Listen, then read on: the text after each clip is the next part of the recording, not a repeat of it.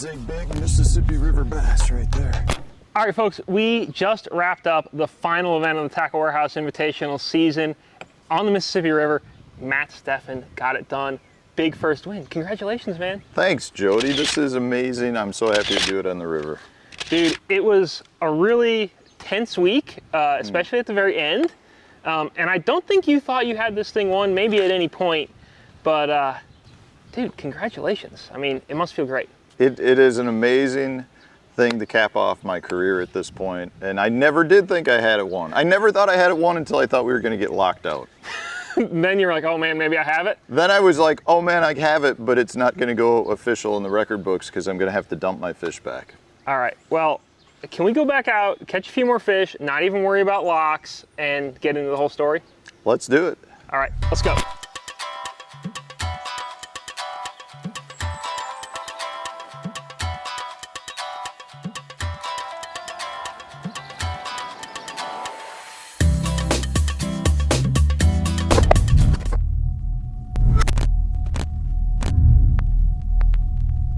All right, Maddie, we are out here now. We are on Lake Onalaska, and this is the juice. Like, this is where it went down. Yeah, this is the stretch of eelgrass that provided 48 pounds of Lake Onalaska, Mississippi River bass. I guess, can we fish it some? I think we should. Let's have at it. It looks pretty juicy. Yeah, I mean, so all I was doing was fishing the holes in this. So there's basically a hard edge that runs this whole length where we've got, I'm gonna say five plus feet of water behind us. Enough for a big catfish. They live here apparently. And then we've got a little lip where it comes up to like 3.5-ish and runs all the way up onto this flat. Was there any hole that was too small, or anywhere you could get a bait down was where there could be a fish? Yeah, there was no too small a hole. Okay. A lot of it came down to conditions. So on day 2, we had that storm that blew through. Yes.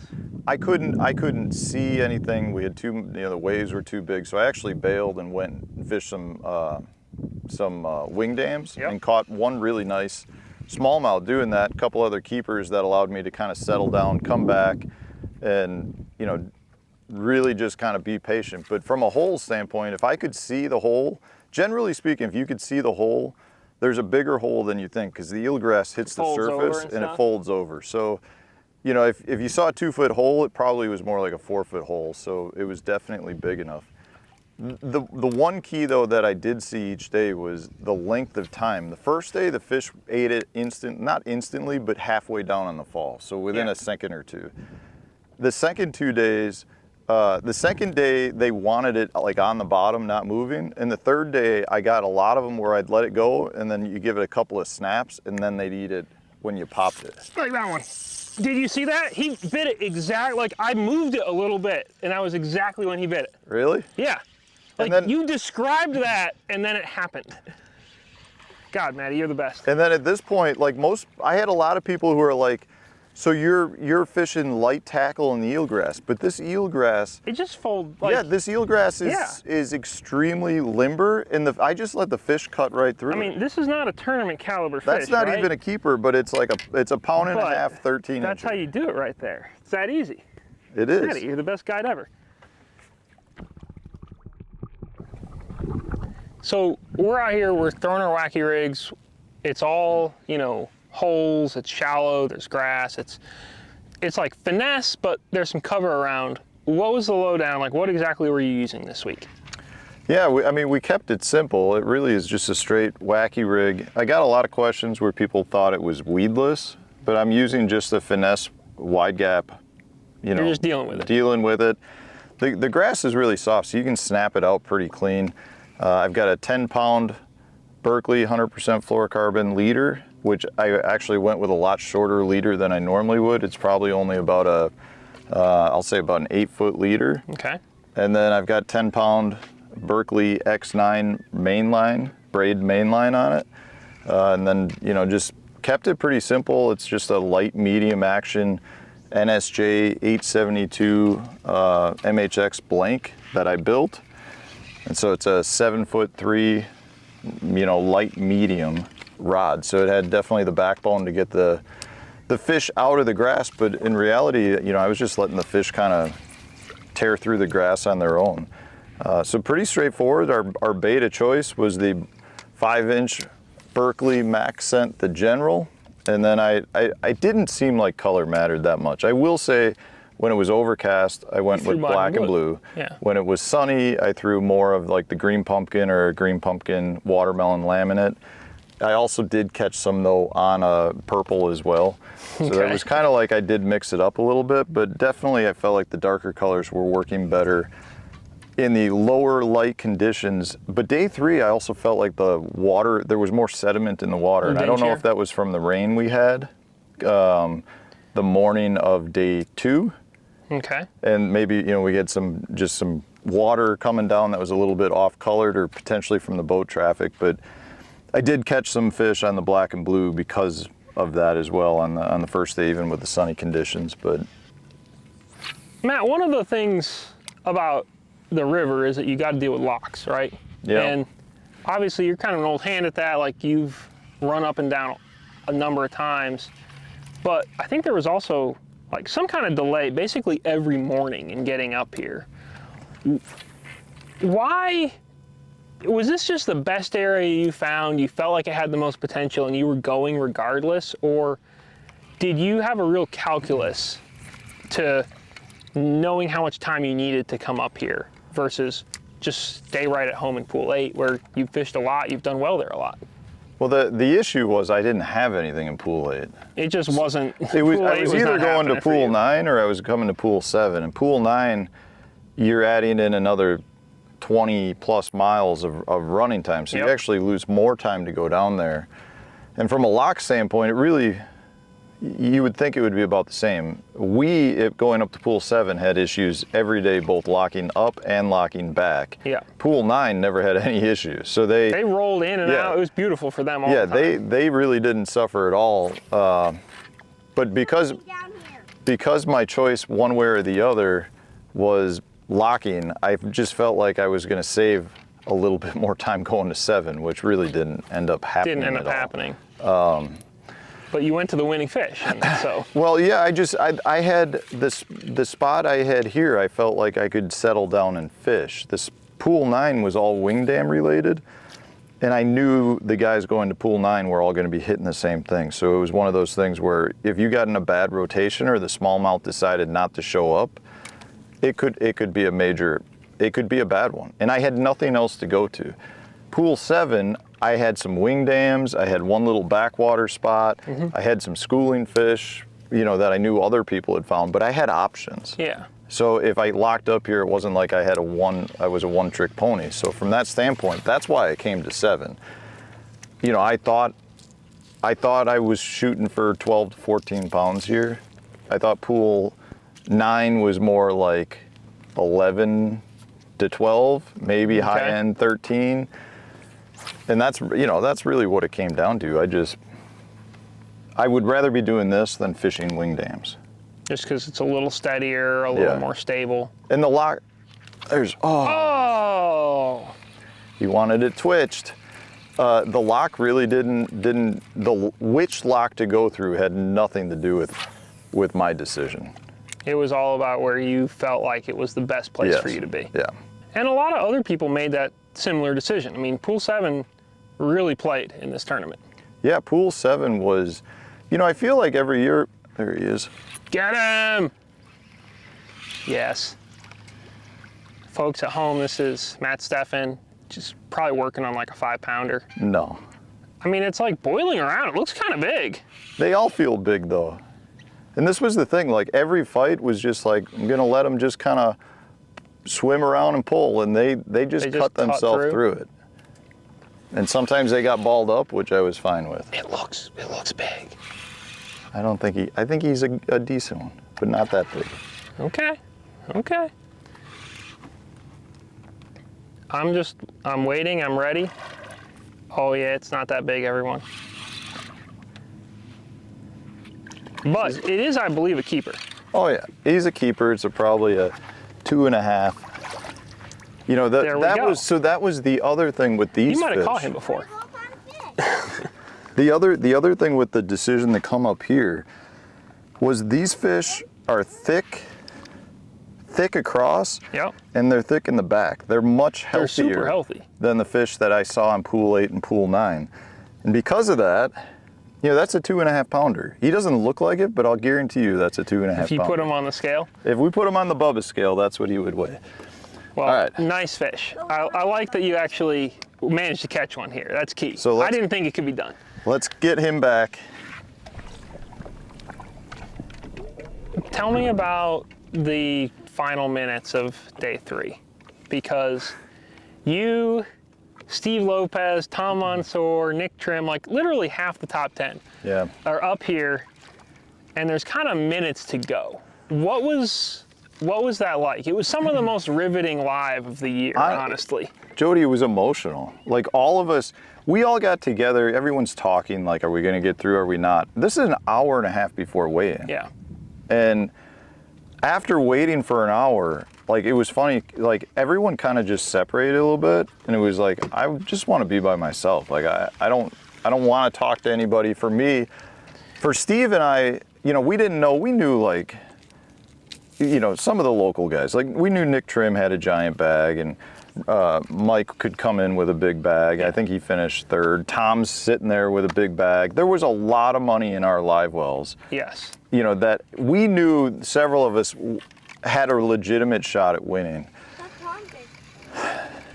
And then from that standpoint, it was like, we just wanted to get back. So it was like an emotional thing, because it was a roller coaster ride for us, where it was like, you think you've got plenty of time with an hour and a half. Yep. Then it went to, oh my God, we're not getting back. And we've got, several of us have top 5 fish in our live well, which are big checks for us. And then it went to, the barge is leaving, are we gonna get through? To, the barge isn't leaving fast enough, we're not gonna get through. To, the lockmasters are gonna help us get through. And then like, even to the point you're in the lock, and at that point you feel, there was such relief, where it was like, for me, I kind of got a little bit emotional, like, maybe I'm going to get a win. Am I going to get a win? Are we going to get back? Like so many different thoughts. And you try and stay very level on the water. Like, I suspect this was some of the least level you've been. I've spent a lot of time working like with meditation coaches and things to actually maintain even heartbeats, because for me, that's how I fish the best. Yeah. If it's just a fun day of fishing. And this was a situation where we just, all of us were like, we can't believe this is happening. And the thing is, like, I'm sure there's people out there that are like, well, it's the river, and if you lock, that's what can happen. And it is. But with the technology we have these days, like several different apps that track barge traffic, they're pretty much spot on. Yeah. That barge was not on the app. So when we all showed up there, we thought we were locking through. And we get there, and there's not just a barge, a double barge. Yeah. So they got to lock twice. A double secret barge. Yeah, a double secret barge. And it was like, we all got there, and it was like, you got to be kidding me. Like, we're all looking at the app. There's like 3 different apps, and it wasn't on any one of them. Wow. And from that standpoint, it was just a crazy event. And for us to get back, for me personally, it was a huge deal. It's my first career win from that standpoint. And like my wife Sarah's, she's like, if you go back to the river, you're not locking, right, next time? And I'm like, I won the tournament. Like, think what it could have been had we had 5 or 6 hours to fish up here. It could have been even better. Like, gosh. So it's just one of those things. I mean, it is something we play with on the river. It is definitely a risk. We all know that, and as much as we tried to manage that risk in this case, we had no control over it. Gosh. I'm glad I'm not in that situation. Apparently it made for good TV. It was fantastic TV, but it must have been just harrowing to be on the ground. Yeah, it was, I don't want to go through that again. I mean, I would do it again for a win, but I don't want to go through it again. Okay. So you would do it again for a win. That's maybe the next thing, because you've been doing this for a while, right? Yeah. And you've had some close calls. Probably none as close as this one when it gets down to it and we're talking locks and minutes to spare and stuff. But What's it like to know that you've actually got the win, to hoist the trophy?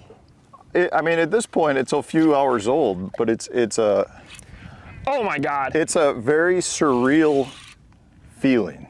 Well, let's focus on this fish here. He can do it all. Do you see how long that pause was? It was a pretty intense pause. Yeah. Not a big one. Not a big Not one. a flathead Still a catfish bass. either. Yeah, that flathead was kind of a highlight of the tournament for me. That might go in the live well. It's not a bad one, Hank. Would it have to be a keeper? Yeah. Shh. Oh yeah, it's got to be a keeper. Let's get this one. We gotta obey the rules here. Oh, come here. Yeah, it is. I mean, they're so healthy. Yeah, here. I mean, it's a little football. It looks like a St. Lawrence smallmouth. It doesn't look like a largemouth should. You want to hold them up for the camera? What do you think? Nice one? Yeah. Pretty good one. Here. We can put it in the live well? No, we're gonna let this one go, okay? Why? Why don't you go grab me a Cheerio? They're all gone. Oh, they are? The Cheerios are gone. All right, We got it. let's get this Day 5 one. is over. Cheerios are gone. Maddie, I just broke off on a pike. You just caught a fish, so we're killing the game. And it's probably a good time to put the wraps on day 5 here. What did it feel like to win? Because you've been chasing this for a Dude, long it's time. amazing. It's surreal at this point because it hasn't fully set in. Like I've got hours worth of responses for emails Yeah. and texts, and you realize how many people are out there supporting you. But from a personal point of view, I felt like I've needed a win in my career to validate my career. And that's what I have that now. That's a big notch that I can say I did. So it's an amazing accomplishment, one that I think we all feel like we're good enough for it, but it's almost like when you're doing it, you feel like it's unobtainable too at the same. It's a weird feeling. So to have the opportunity, when you do have that opportunity, to take advantage of it and actually get it this time, because I've had in my career, I feel like I've had 5 tournaments where I've had the fish on that would have won the tournament, and they resulted in not great events. But you know, and that's why I think it's just so good. Like after 13 years to finally have it, dude, and to be so close so many times, it's like it just feels good. Awesome. And to do it here, one of my favorite fisheries. It's a beautiful area. I love the town of La Crosse. I had family and friends here. It's Hank's birthday today, and he got to come do day 5 with us. Like, it means a lot to do it here. I mean, day 5 is like pretty cool. I feel like it's a pretty good birthday present. I mean, yeah, this is 3 years worth of birthday presents. Okay, Hank, you hear that? You're headed to the Bass Pro Tour. Yeah. You know, you have a new chapter in your career coming up. I guess, do you have any thoughts on that? Have you let that sink in yet? Because that was the goal all year. Yeah, from a personal career standpoint, anglers have to be at the top level. Right. And with Major League Fishing, the Bass Pro Tour is the top level. So I don't know what to expect. Like, I'm hoping that it really helps me from a sponsor portfolio standpoint, an exposure standpoint, which just helps me build my personal brand and my career.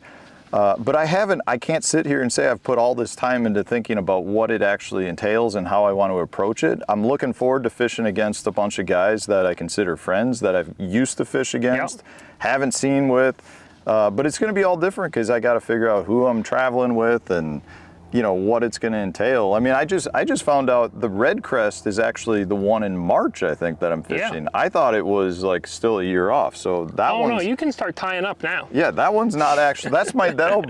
Well, it won't be my next tournament, but it's not that far away. And I don't know. I'm excited to go back to a championship event. I mean, we used to have the Forest Wood Cup, and I'm just excited to get back and see what happens. Well, Maddie, it was a pleasure watching you win. It's been long overdue, and dude, congratulations.